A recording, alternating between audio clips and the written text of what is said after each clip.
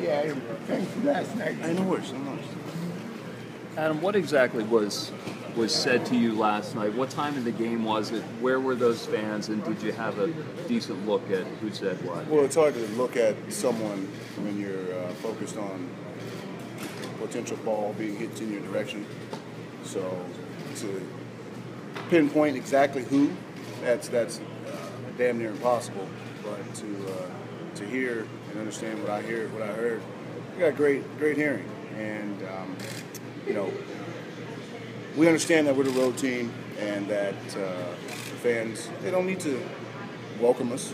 It's all part of the competitive edge for the fan base to tell the opponents, you suck, you struck out, and various things on your performance, which is completely understandable in the lines of just how sports work and how fan bases work. And so I just heard that all night, and then it just something that caught my attention. I heard the N-word, and I get certain reactions when someone says something clever or says something really, really stupid and ignorant. And last night it was not clever; it was really stupid and ignorant. So it caught my attention. And by the time you look back, you can't tell who says what or who's doing what. So I just was like, okay, this is really, it's really how it's going to go down here. So okay. Adam, do you think it was more than one person? I don't know. It's hard to say exactly who is what, whose voices are where. I mean, I'm focused on the game. Little Bunny was pitching a hell of a game. I was focused on that. Adam, how persons are watching right now, what would you say to them? Square up. Let's fight and get it over with. Adam, Is this a Boston thing or a stupid person thing in your mind? I'm not going to go and say that, all Boston fans are like this. That would be very stupid for me to even mention something like that. I mean, my career playing against the Red Sox has been amazing. They support their fans. I mean, they support their players.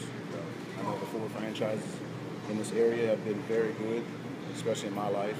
And, so they expect winning in the New England area, which is understandable, and they're very competitive as a fan base, which is completely understandable also. But and just things like this, they just don't have a place in the game. I thought we moved past that a long time ago, but obviously with what's going on in the real world, things like this, people are outraged and speaking up at an alarming rate, and it's unfortunate that I had to be involved with it. What happened with the bag of peanuts? Coming off the field, I generally try and throw a ball to not necessarily the people that are sitting right by the dugout, but people sitting a little bit further. And I threw a ball, and I just put my glove down, and I see a bag of peanuts fly right in front of me. Hit the cop, so he was really frustrated. So he turned around and immediately we tried to catch or see whoever did it, and we were able to see who the guy was. He was escorted at the stadium. I don't know the extent of anything past that, but the thing with throwing things onto the field is really unfortunate because our backs are turned. We don't know what you have. We don't know what you're throwing. We don't know the intent. Now, if you caught my attention and you said, hey, I got something for you, and you tossed me the bag, that's completely different. But you just to throw something in my direction, it's first of all, it's dangerous. What if it hits me in my eye? What if it does something to make me hurt myself? And this is my means of finances, just playing baseball. So what if things like that happen? Do I just go to him and say, can you going to pay for my insurance? You're going to fulfill the rest of my contract? Or is it a bigger issue? Do I talk to the Red Sox? I'm saying hypothetically things like that happen, but you just don't do that. I get where, berate us, cuss us out, tell us we suck, tell us, if we ground it out, haha, whatever. Performance-based. Leave it to performance-based comments. Talking about family members, talking about wives, kids, racially motivated things. That's just not part of what's going on in this game. But the peanut thrower did not use a racial epithet. Not to my knowledge. That was separate. But throwing something that speaks a little bit higher. Adam, you were seen on television.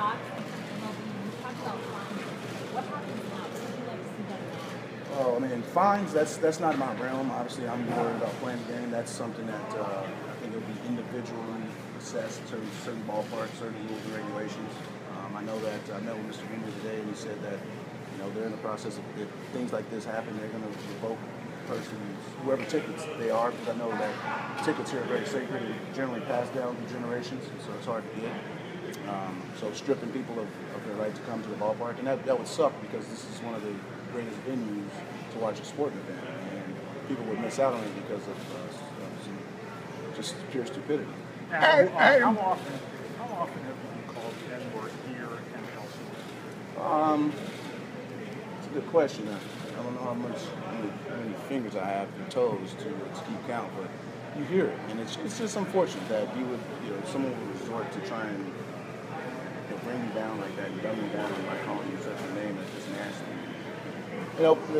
My biggest thing is I just let people be who they are. Reality of it is, most won't call you to your face. It's easy to say it through social media or when you're in the stands. It's just, like I said, it's just unfortunate. I forgot to answer your question too, go on your question. I think it's tremendous how Red Sox, how MLB, how they got ahead of it as soon as possible. As soon as they heard about it, I'm sure our PR, Kristen, I'm sure their phones were blowing up. I know Mr. Angelos is well notified of it. My phone's been blown up all morning, and I'm sure you guys have all gotten the same things from friends, family, loved ones, and it's just unfortunate. Are you Did any Red Sox players I see Mookie Betts tweeted at me. Price texted me this morning. It's pretty awesome that they see it. It's bigger than the game. These kind of things are bigger than the game. We're out here. This is the game.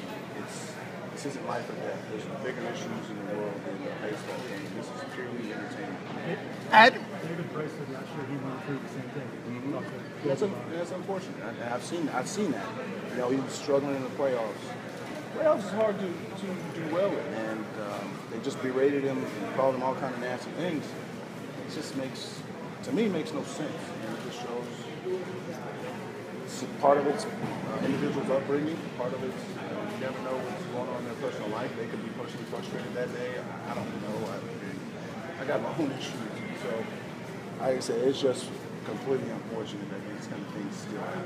Adam, how much do you appreciate Mr. Henry talking to you? I appreciate that greatly. Like I said, for Mr. Henry to take his time out to come and talk to me and Buck, to get ahead of it, to implement more security, to just try and find a resolve to it. And the hardest thing is to find a resolve, because it's a sporting event. It's 40,000 people here. It's hard to nitpick and to pick out a few people who decide to be ignorant. So I just like and appreciate what he coming and talking to me face to face instead of calling me or via text. He came face to face and expressed his disgust, and he apologized on behalf of the whole city. Adam, what was particularly frustrating in the sense that you're a star player on a contending team, you're a quality human being, you're a pillar in the community. Thank you.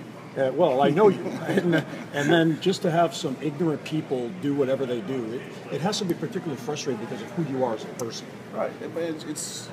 It just sucks. I heard a Bill Russell story today, and Bill Russell won 11 championships here, and things that I heard that happened to him based solely on his skin color. It's unfortunate, man. Like I said, I think that you get away from that, especially being in sports. You come across all walks of life. You get to change not just my life, but I get to change other people's lives and outlooks on life. But for something like this, it just shows that people still live in their own world. They still have their own views, obviously, and some people like to express hatred towards another person and another group. So. Would you say you hear more of it in Boston than other cities? I'm not going to say nitpick and just say here's bad, but there's a long history of these kind of incidents in Boston, and I've spoke with various players of different eras, and a lot of the things that they've told me I can't say. Well, Bill Russell was 50 years ago, but you're saying things haven't changed that much in Boston.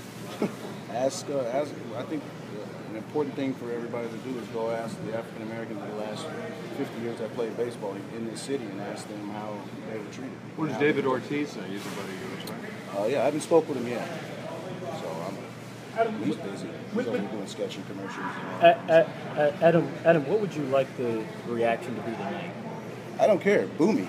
Treat me as it's Orioles Red Sox. I don't want any special treatment. I don't need any special treatment. Treat me as normal. Just keep the racist stuff out of there. Boo me, tell me I suck. Please, that's what I personally want, because that's how the game is supposed to be. That's how the competitiveness is supposed to be. I don't want no love, no support. I don't need all that stuff. I just want the fans to be normal and enjoy themselves. Be cheering on your team, but be respectful of where you're at. You got little kids around. That's the biggest thing is when you hear these kind of things. There's kids around. I got 2 little boys. I don't want my kids here. I got nieces and nephews that are 10 and 11. How do I explain things like this to them? So I think just watch your surroundings, and as Red Sox fans, enjoy the game, cheer on your team, boo the Orioles, please, and enjoy yourself. Have a couple of pops. Why do you think it was continue, Adam, or does this, in your eyes, put it to rest? Well, nothing's at rest when it comes to race. Let's be honest with ourselves. It's been going on for a long, long time, way before I've been in baseball, way before I was alive. So it's all about having a conversation. Once you have the dialogue, that means you can work towards a resolve. And I think with the dialogue, we can work towards something. And this ain't the only place that it's like that. We've seen last year in the wild card game, Kim got a whole can of beer thrown at him. Now, just imagine if that hit him in the head. A whole can of beer being thrown from 60 feet away, 20 feet in the air. I'm not a physics major, but I know velocity was coming hot. And just imagine if that hit him in his head. He can't play baseball the rest of his life. Or he gets a brain hemorrhage. What do you do then? Just kick the guy out? Oh. I think people need to be held to a higher accountability factor. And you can't come to a major league game, a football game, a basketball game, any game, and try and hurt the player. You spent your hard-earned money to go watch the entertainment. Now, like I said, boo him. Boo the player. But that's well in your right. That's part of it. We don't mind that, but never try and make it more than what it is. What inning did you hear the N-word? Was it more than one inning? What? I wish you guys just wear my shoes for 24 hours. They're comfortable. So you don't recall what inning or exact innings, exact times. No, I mean, like I said, my focus is on the game, and when I hear things, I just like, okay. Obviously, I need mentally. While I'm going on the game, I might be frustrated, but I got bigger things to worry about. I got a baseball game, a pitcher to defend. So to pinpoint exactly the time it happened, I'm not proud. At one point, you made a great play, and you were pointing back at the stands. Was that directed? That wasn't at the stands. I think that needs to be definitely clarified. That was pointed at Wayne Kirby, our first base coach, who said that he would have had that ball in his back pocket. Adam, Are you He absolutely? thinks that he can go out there and just do it. Adam, do you think it's a responsibility? You referred to Mookie Betts the tweet. He's encouraging fans to send it and support you. What do you expect? I expect to be booed. I expect the fans to tell me I suck as normal. But just keep the ignorant comments, keep that to yourself. Adam, do you think it's a responsibility of other fans who hear this, see it, to point out the people that are doing that? I kind of do. But I understand when people, if people don't want to get involved with situations. It's like with guilty with association in the terms of sense. If I was at a game and I heard somebody just cussing out a player, I would 100% get up and say, man, what are you doing? There's kids here. This guy's a role model. He's out there doing something. He's working. What do you work at? Let me go to your job and disrupt you the entire time. But it's what it is. You mentioned walking through your shoes, and obviously this has happened before, as you said. Why did you feel important? Why was it important for you to come out now? I think there's always timing.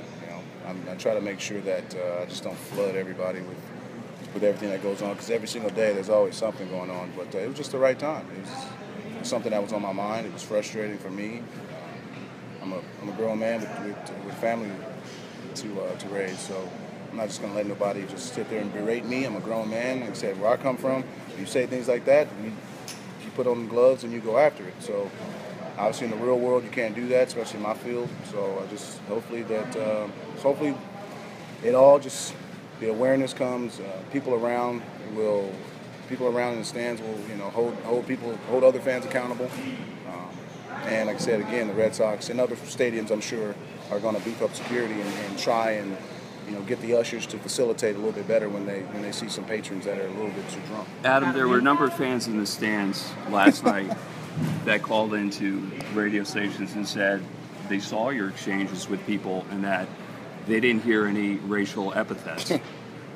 It's easy I to would guess defend. we have to take them at their word, and they seem sincere. Are they wrong? No, I'd say that I've gotten so much support from Red Sox fans through social medias. This is not how we act, and that's completely understandable. Like I said, to throw the entire fan base of the Red Sox under the bus is completely, it's just dumb on my behalf.